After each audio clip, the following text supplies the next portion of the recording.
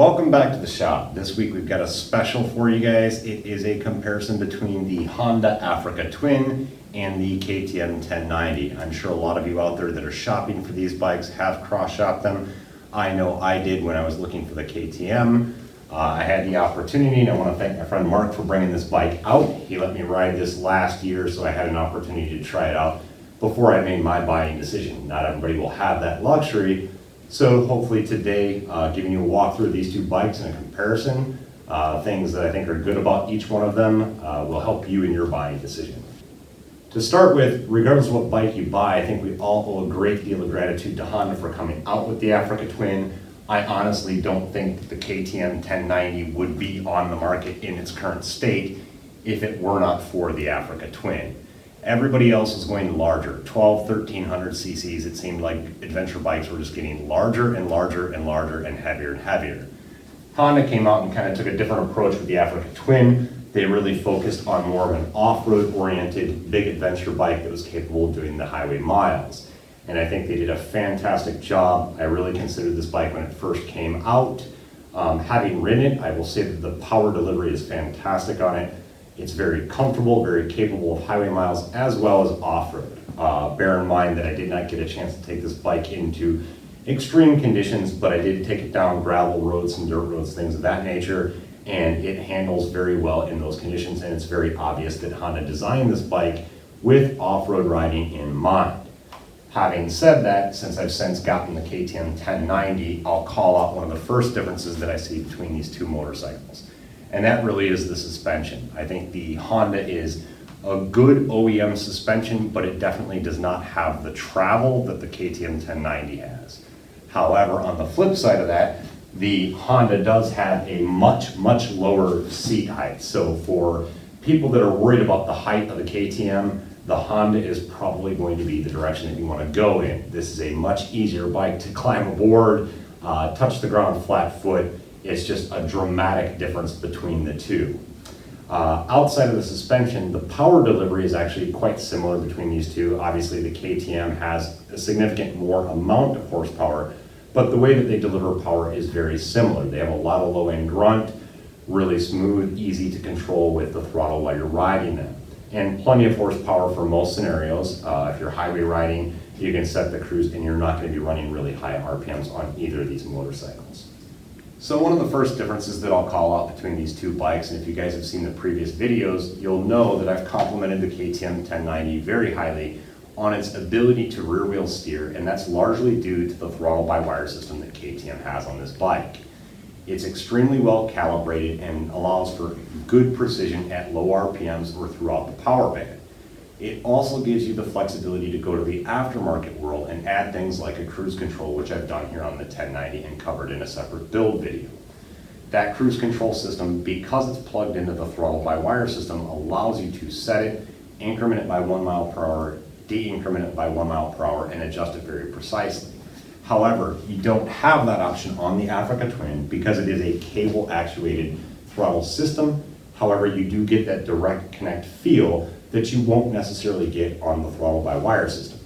So if you want to go with a cruise control similarity system on the Africa Twin, you have to do what the owner has done here, and that is add an aftermarket throttle lock mechanism. They do work and they do keep your speed, just not quite as precisely as you get with the throttle by wire system and an aftermarket cruise control.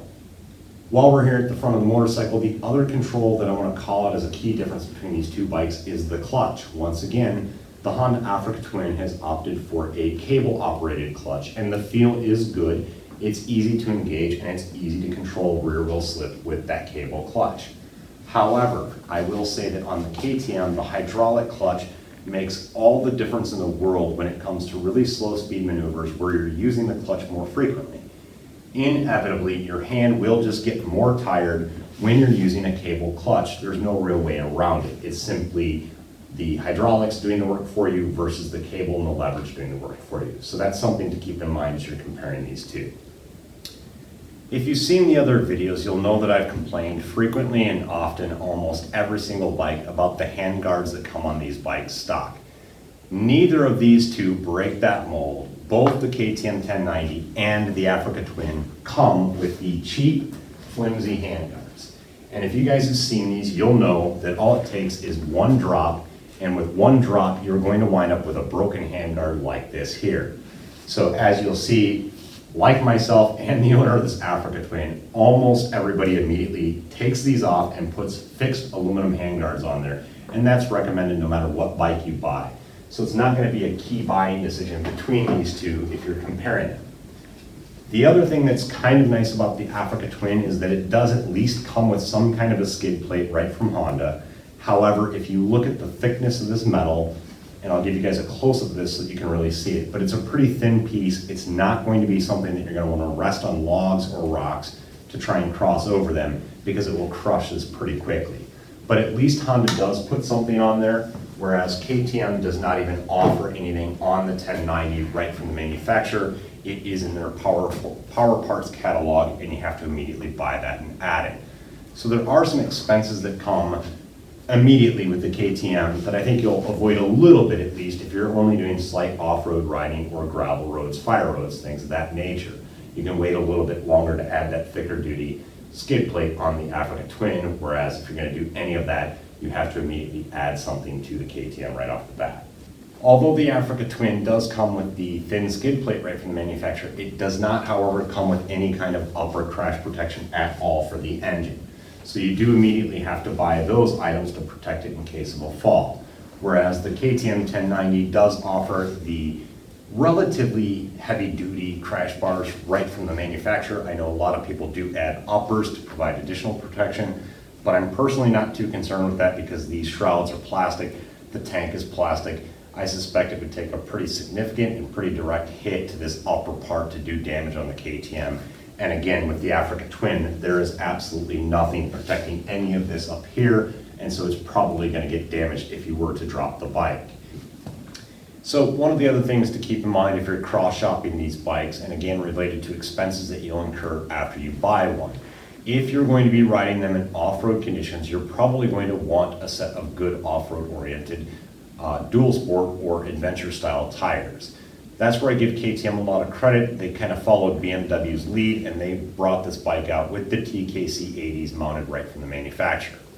However, this is probably one of my personal greatest disappointments in the Africa Twin, and that's because they did similar to what my Tiger had, and that is a very street-biased, street-oriented tire that comes from the manufacturer. So if you're going to be doing off-road riding, fire roads, gravel roads, things of that nature, you're probably going to wind up buying an aftermarket tire, which does add to the expense of the Africa Twin. One of the most interesting things to me between these two motorcycles is that they're very different in their engine configuration, yet they deliver power very similarly. Honda has chosen to go with a parallel twin, but they offset the crankshaft, which really gives it the power delivery very similar to the V-twin that's on the KTM 1090. Really good low-down grunt, really smooth power delivery, and very, very similar to the V-twin that is in the KTM 1090. However, the power difference between the two motorcycles is significant. You know, you're talking about 89 horsepower or somewhere around there on the Africa Twin and about 125 on the KTM. However, what I'll call out is when you put the KTM into off-road mode, it automatically reduces the power on the KTM to 100 horsepower. So really what this tells you is that Honda knew their target in terms of the power to give this bike and give it the capabilities that it needed in those off-road conditions. The additional power on the KTM, don't get me wrong, it puts a smile on my face, and it is seriously something that will make you grin when you're riding in sport mode on the street. But in those off-road conditions, it really just is more power than you even need, and the Honda Africa Twin is definitely more than enough. So that's an important factor to keep in mind, is although the power difference is there, in most scenarios, you're probably not actually going to be using the full power of the KTM. Coming back to the height of the motorcycles, the KTM does have a significant amount more of ground clearance. That pays dividends in off-road scenarios, but it also has its significant drawbacks, which I'll mention as I did previously, the seat height. I've said it in my previous videos with the KTM.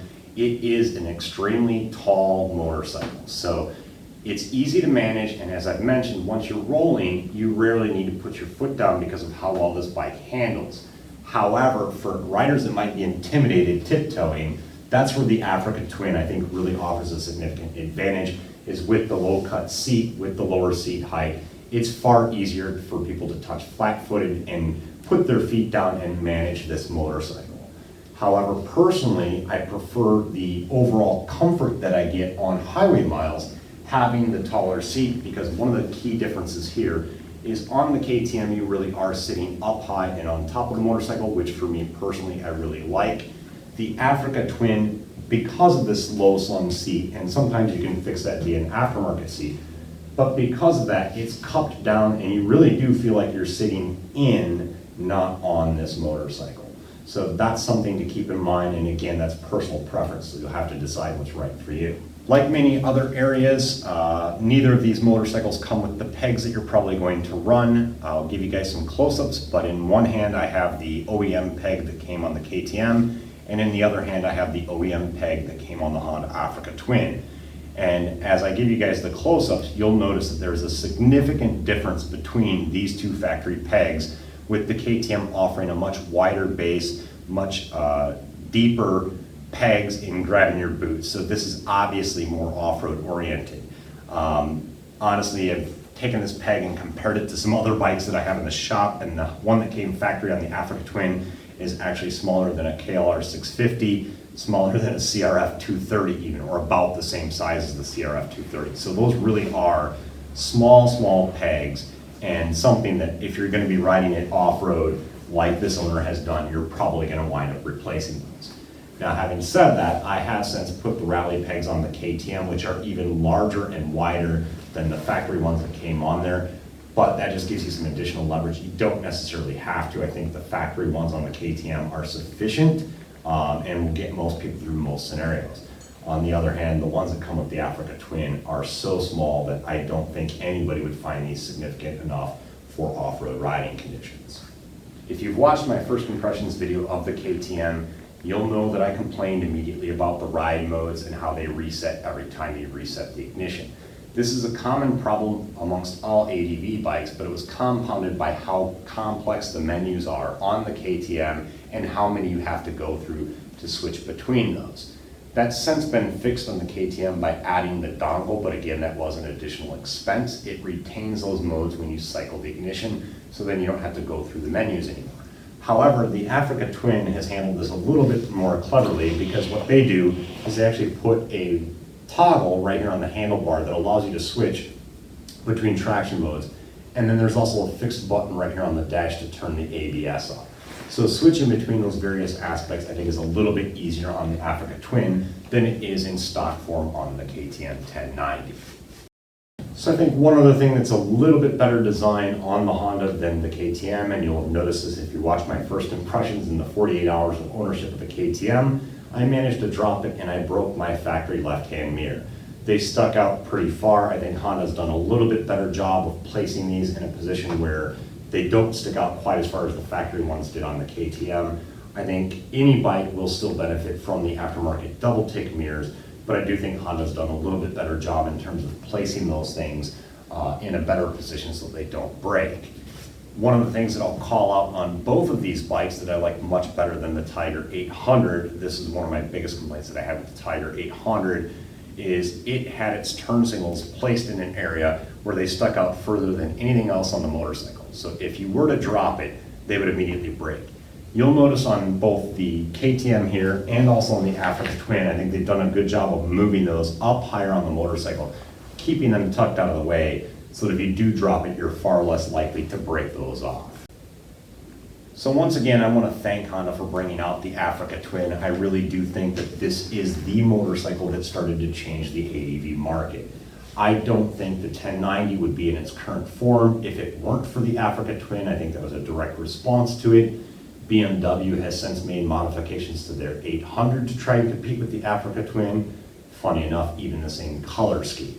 Many others are following, and I think that's where we also owe upcoming bikes, such as potentially the Yamaha T7 or the Tenere 700, whatever it winds up being, the KTM 790. I think a lot of these stem from the fact that Honda took the alternate approach. They didn't keep going bigger. They came out with the smaller, more agile motorcycle, and I think that's really what's causing other manufacturers to follow suit. So regardless of which bike you choose, I think we all owe a bit of gratitude to Honda for bringing out the Africa Twin. I want to take a quick moment and thank Mark, the owner of this Africa Twin, for taking the time out of his day, bringing the bike out, and letting me ride it last year, which really helped me to make the decision when it came to the KTM 1090, since I had had an opportunity to ride this one. As always, if you found this video helpful, please be sure to hit that like button, be sure to subscribe so you can get all the notifications for upcoming videos, and be sure to share this on social media. As always, until next time, take care and ride safe.